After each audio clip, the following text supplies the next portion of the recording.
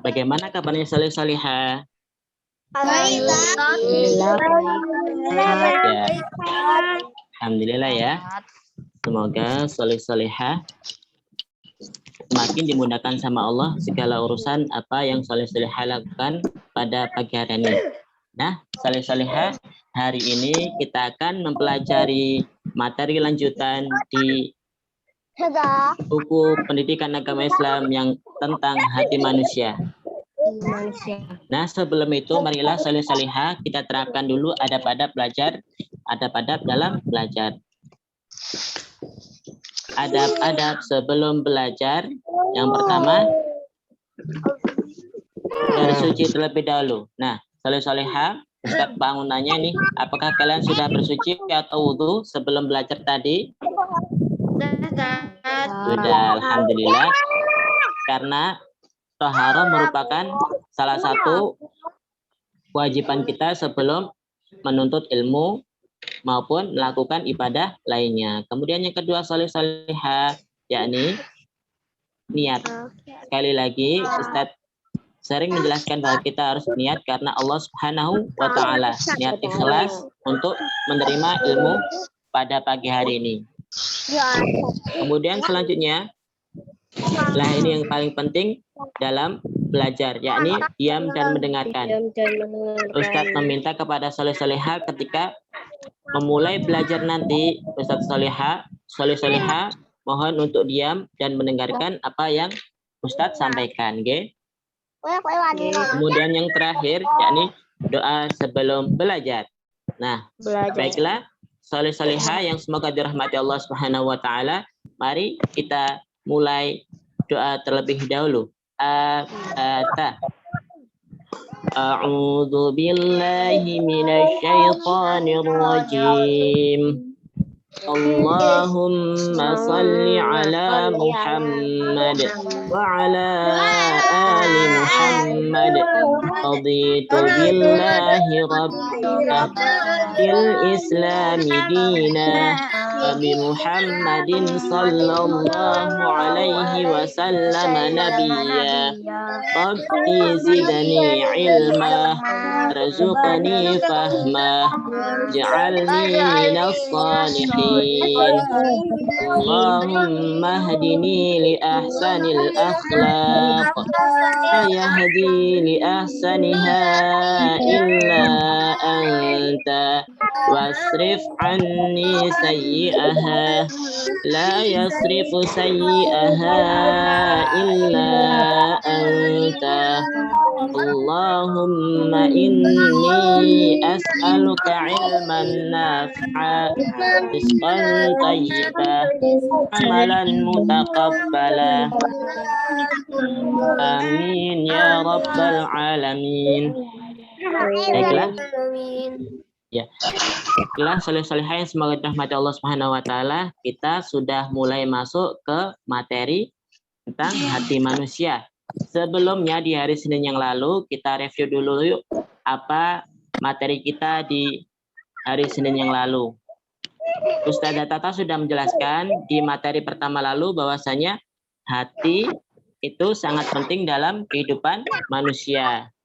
Hati adalah salah satu alat perasa dalam tubuh manusia. Okay? Ketika kita merasa senang, ketika kita merasa sedih, kita merasa bahagia, itu semua berasal dari dalam hati. Nah, Saleh Salihah, tahukah bahwasanya hati itu dapat mendatangkan musibah maupun dapat mendatangkan nikmat?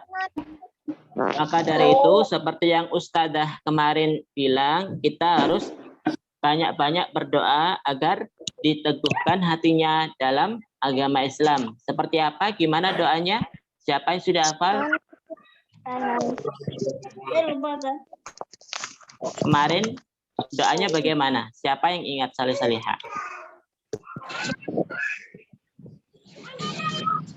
Saleh Salihah sudah itu kan, sudah membaca materi yang Ustadz sampaikan kemarin di YouTube.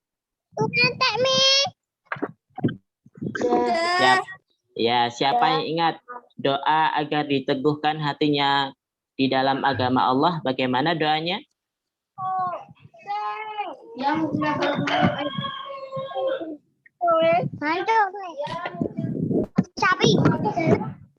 Ya.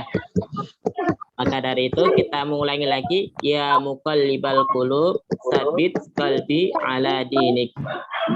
Artinya ialah, wahai zat yang membolak-balikan hati, teguhkanlah hati ini di dalam agamamu, yakni agamanya Allah Subhanahu wa taala. Nah, salih-salihat, kemarin kita sudah mengetahui bahwasanya Allah Ta'ala membatasi seorang hamba dengan hatinya. Bahwasanya hati akan tentram jika kita selalu mengingat Allah Subhanahu wa taala. Dengan apa, salih-salihah? Dengan berzikir dan mengingat kepada Allah Subhanahu wa taala. Seperti yang disampaikan kemarin, bahwasanya yang namanya hati manusia itu selalu berada di antara jari jemari Allah. Siapa saja yang Allah kehendaki, maka Allah akan berikan keteguhan dalam iman. Namun siapa saja yang dikehendaki, Allah pun bisa menyesatkannya. Jadi salih-salihah harus paham untuk ini, bahwasanya hati itu dapat bisa mendatangkan keburukan, juga dapat bisa mendatangkan kebaikan. Oke. Kita lanjut di materi berikutnya, yakni hati dapat dipengaruhi dari apa? Ya, ini. Ketika kita sudah merasakan senang, ketika sudah merasakan sedih, ketika kita merasa kalau kita sedang bahagia, bahwasanya hati itu dapat dipengaruhi dari dua kategori, yakni dapat dipengaruhi dari amal soleh dan dua dari dosa. Oke. Contohnya, Rasulullah SAW bersabda, ala wa inna fil jasadi mudghatan idza salahat salahal jasadu kulluh wa idza fasadat fasadal jasadu kulluh ala wahyal qalbu. Yang artinya, yang sudah Ustaz share di layar, ketahuilah sungguh di dalam tubuh itu ada segumpal daging. Jika daging tersebut baik, baiklah seluruh tubuh. Jika rusak, rusaklah seluruh tubuh. Ketahuilah segumpal daging itu adalah qalbu atau jantung. Yang kita maksud di dalam hadis tersebut yakni hati. Hadis sahih riwayat Bukhari dan Muslim. Ya, salih-salihah, perlu diketahui bahwasanya hati, jika salah satu hati kita berbuat baik, contohnya niat kita ingin membantu seseorang, tapi niat tersebut batal karena hati kita menolak untuk menolongnya, maka dari itu hati tersebut telah mendapatkan dosa, tidak dipengaruhi oleh amal soleh. Okay? Jadi ketika kita menolong sesuatu dari dalam hati, kita niatkan ikhlas dan niat menolong tanpa pamrih. Maka dari itu hati bisa disebut baik keseluruhannya.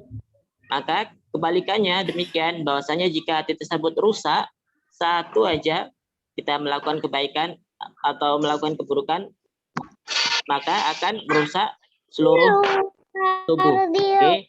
Jadi hati adalah unsur terpenting dalam tubuh manusia yang bertugas untuk merasakan ketika kita senang, ketika kita sedih, yakni hati di dalam tubuh manusia. Okay? Jadi perlu diingat bahwasanya jika kita melakukan satu kebaikan dan itu sesuai dengan hati diri kita, maka akan dihitung oleh Allah hati kita dapat kebaikan dan dipengaruhi oleh amal soleh. Kemudian jika rusak, maka dipengaruhi oleh dosa yang kita lakukan. Oke. Ada seseorang yang melihat kebaikan sebagai suatu keburukan. Ada orang yang melakukan keburukan karena menganggap itu sebagai suatu kebaikan. Perbedaan ini dapat disebabkan dua hal, yakni bahwasanya hati kita dipengaruhi oleh amal soleh dan dosa, bahwasanya jika hati tersebut melakukan keburukan karena apa, saleh-salehah? Yang pertama, hati kita sudah rusak dan sakit. Nah, perlu difahami bahwasanya ketika hati kita sudah rusak, maka rusaklah semuanya. Oke. Jadi kita di saat ini harus mengontrol hati kita supaya melakukan kebaikan, melakukan amal soleh yang sudah diperintahkan oleh Allah dan Rasul-Nya. Oke. Sesuai dengan Quran surah Al-Jasiyah ayat 23 yang berbunyi afara'aita man ittakhadha ilahahu hawahu wa adallahu Allahu ala ilmin wa khatama ala sam'ihi wa qalbihi wa ja'ala ala basarihi ghishawatan faman yahdihi min ba'dillahi afala tadhakkarun, yang artinya sebagai berikut. Maka pernahkah kamu melihat orang yang menjadikan hawa nafsunya sebagai Tuhannya dan Allah membiarkannya sesat berdasarkan ilmunya, dan Allah mengunci mati pendengaran dan hatinya dan meletakkan tutupan atas penglihatannya. Maka siapakah yang akan memberinya petunjuk sudah Allah membiarkannya sesat? Maka mengapa kamu tidak mengambil pelajaran? Masya Allah, di dalam Quran surah Al-Jasiyah ini salih-salihah kita sudah diperjelas oleh firman Allah Ta'ala bahwasanya Allah berhak mengunci hati seseorang ketika seseorang itu hatinya sudah rusak, ketika hatinya seseorang tersebut sakit karena penyakit hatinya. Okay? Contoh penyakit hati ialah yakni apa salih-salihah? Yang pertama hasad atau dengki. Nah, itu salah satu penyakit hati yang perlu kita jauhi, yang perlu kita tinggalkan. Dengki ialah penyakit hati yang paling sering terjangkit atau sering dirasakan oleh seluruh manusia. Ketika manusia tersebut memperoleh kebahagiaan, manusia yang kedua memperoleh kesedihan, lalu dengki kepada manusia yang A itu, ya. Si fulan A memiliki kebahagiaan, dapat mobil, baru beli mobil, kemudian si B itu iri ke si A. Nah, tersebut merupakan penyakit kronis, salah satu penyakit kronis yang dialami oleh manusia, yakni penyakit dengki. Nah, salih-salihah bahwasanya penyakit tersebut harus kita jauhi. Allah tidak menyukai orang yang suka dengki. Contohnya kita di dalam kelas ya, ketika di dalam kelas teman kita baru dapat pensil baru. Nah, kemudian teman satu lagi itu merasa iri, merasa dengki. Wah, pensil itu akan saya ambil nanti, akan saya sembunyikan. Saya benci, saya dengki karena melihat dia mendapatkan pensil baru dari kedua orang tuanya. Nah, itu salah satu contoh kecil dari hatinya yang sudah rusak. Karena apa? Karena orang tersebut dengki. Soleh-solehah sampai di sini sudah paham bahwasanya hati seorang dapat melakukan keburukan karena apa? Karena hatinya sudah rusak dan juga karena sakit. Sakit contohnya apa, Ustadz? Hati seseorang yang sakit contohnya terlalu banyak ketawa. Bahwasanya Rasulullah SAW menyebutkan bahwasanya janganlah kalian tertawa berlebihan karena tertawa itu dapat mematikan hati. Dapat hati kita menjadi mati. Bahwasanya Allah tersebut tidak suka orang yang ketawa berlebihan. Kemudian yang kedua, salih-salihah, kenapa seseorang dapat melakukan keburukan, yakni terpengaruh oleh syubhat. Salih-salihah, semoga dirahmati Allah Subhanahu wa taala. Syubhat itu apa sih? Ustaz mau tanya, apakah sudah tahu syubhat? Ya, mungkin syubhat ialah pemikiran-pemikiran yang dapat memalingkan dari kebenaran manusia dan jin menghiasinya sehingga nampak sebagai kebenaran. Jadi, ketika syubhat tersebut, maka hati kita akan menjadi melakukan keburukan. Kita harus hindari, ya. Jika kita melakukan syubhat atau kita melakukan suatu keburukan tapi itu dianggap benar, maka itu dilarang oleh Allah Subhanahu wa taala. Sudah disebutkan, dijelaskan dalam surah Al-An'am ayat 112 dan 113 yang artinya, dan demikianlah kami jadikan bagi tiap-tiap nabi itu musuh, yaitu syaitan dari jenis manusia dan jin. Satu sama lain saling bisikkan perkataan-perkataan yang indah dan untuk menipu manusia. Jikalau Tuhan menghendaki, niscaya mereka tidak mengerjakannya, maka tinggalkanlah mereka dan apa yang mereka adakan. Dan juga agar hati kecil orang-orang yang tidak beriman kepada kehidupan akhirat cenderung kepada bisikan itu. Mereka merasa senang kepadanya dan supaya mereka mengerjakan apa yang mereka syaitan kerjakan. Nah, syubhat juga datangnya dari sebelum Nabi Shallallahu Alaihi Wasallam. Nabi tersebut mempunyai musuh-musuh yaitu syaitan dan jin. Ketika mereka membisikkan kepadanya hawa nafsu, kemudian mereka melakukan suatu keburukan, nah itu namanya hati kita terpengaruh oleh syubhat. Na'udzubillahi min dzalik. Contoh lainnya yang terkecil dalam melakukan syubhat, yakni ketika kita melakukan sholat, namun ada yang berkata, jika sholat itu tidak wajib dan tidak perlu dikerjakan. Nah, itu termasuk hati kita sudah dipengaruhi oleh syubhat, pemikiran-pemikiran kotor, yang mana pemikiran tersebut perlu dihindari. Sebagai seorang muslim, kita harus melakukan sholat wajib sebanyak 5 kali. Nah, itu wajib untuk dilaksanakan. Kemudian yang kedua, contoh syubhat yang paling kecil yakni mewajibkan untuk solihah berjilbab. Nah, mewajibkan solihah berjilbab atau menutup aurat, namun ada sebagian yang berkata jilbab itu tidak wajib. Maka dari itu, hati kita terpengaruh oleh syubhat. Kita perlu menghindari, ya. Kemudian yang terakhir, contohnya Allah Ta'ala melarang ghibah. Tahu nggak sih apa itu ghibah? Bahwasanya ghibah itu ialah gosip. Nah, contohnya yang solihani kebanyakan ketika sudah istirahat di sekolah, solihah sebagai solihah yang ditekankan oleh adab di sini bahwasanya kita dilarang untuk ghibah. Maka dari itu soleh-soleha kita tekankan sejak dini bahwa apa yang dilarang oleh Allah Subhanahu wa taala perlu kita hindari, dan sebaliknya apa yang diperintahkan oleh Allah Subhanahu wa taala maka kita taati atau kita lakukan. Baiklah, soleh-soleha yang semoga dirahmati Allah Subhanahu wa taala, di poin yang kedua ini kita sudah sampai di akhir materi. Maka dari itu Ustadz review lagi di poin B ini, ketika hati kita dipengaruhi dua tadi, yakni amal soleh dan dosa, sudah sepatutnya hati kita tersebut condong kepada amal soleh. Ketika kita melakukan sesuatu, hati kita merasakan bahwasanya Allah adalah zat yang patut kita taati atau kita wajib lakukan apa yang diperintahkan oleh Allah Subhanahu wa taala.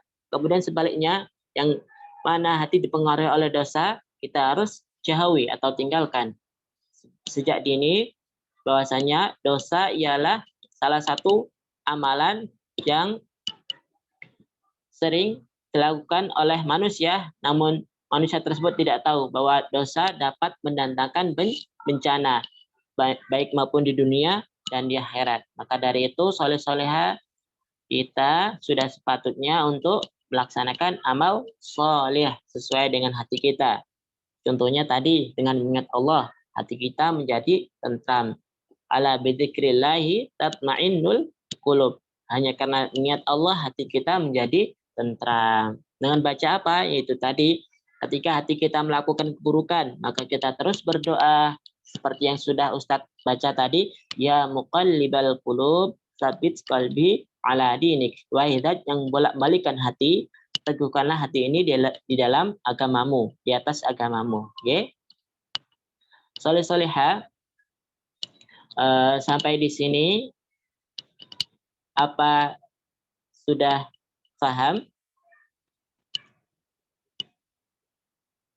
Sudah paham ya soleh-soleha? Nah, kita sudah sampai di akhir pertemuan, yakni berisi nasihat. Apa nasihatnya? Berbuatlah baik dengan mengikuti apa kata hati yang baik pula. Okay? berbuat baik dengan mengikuti apa kata hati yang baik pula. Jika hati kita baik, maka kita akan mengontrol untuk berbuat kebaikan. Jika hati kita buruk, jika hati kita ingin melakukan keburukan, maka kita hindari atau kita jauhi. Baiklah, salih-salihah, semoga dirahmati Allah Subhanahu wa taala. Sebelum Ustaz tutup, nah ini ada tugas untuk kalian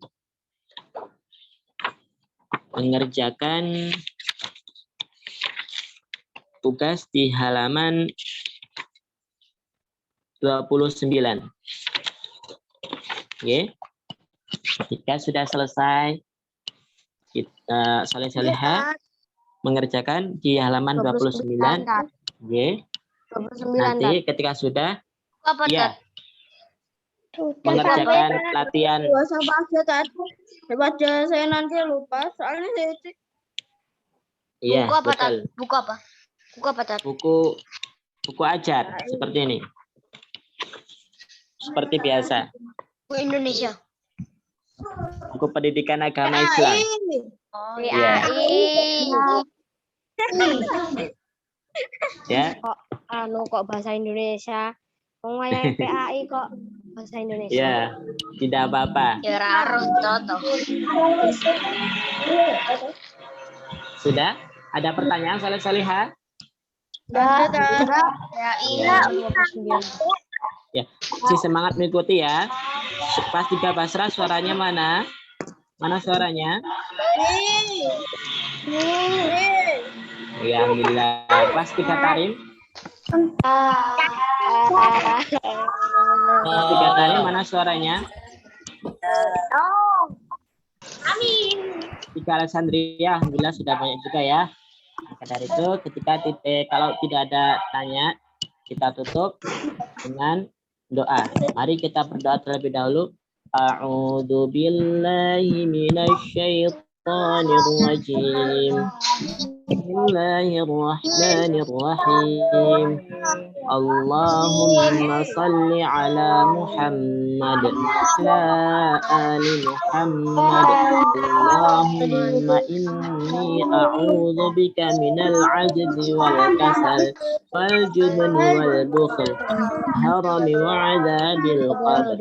Allahumma ati nafsi taqwaha zakkiha anta khairu man zakkaha anta waliyuha wa maulaha. Allahumma inni a'udzu bika min ilmin la yanfa' wa min qalbin la yakhsha' wa min nafsin la tashba' wa min da'watin la yustajabu laha. Allahumma faqihna fid din. Subhanak Allahumma wa bihamdik asyhadu an la ilaha illa anta astaghfiruka wa atubu ilaik. Baiklah, kita tutup dan bacaan salam. Wassalamualaikum warahmatullahi wabarakatuh. Waalaikumsalam warahmatullahi wabarakatuh. Allah khairan.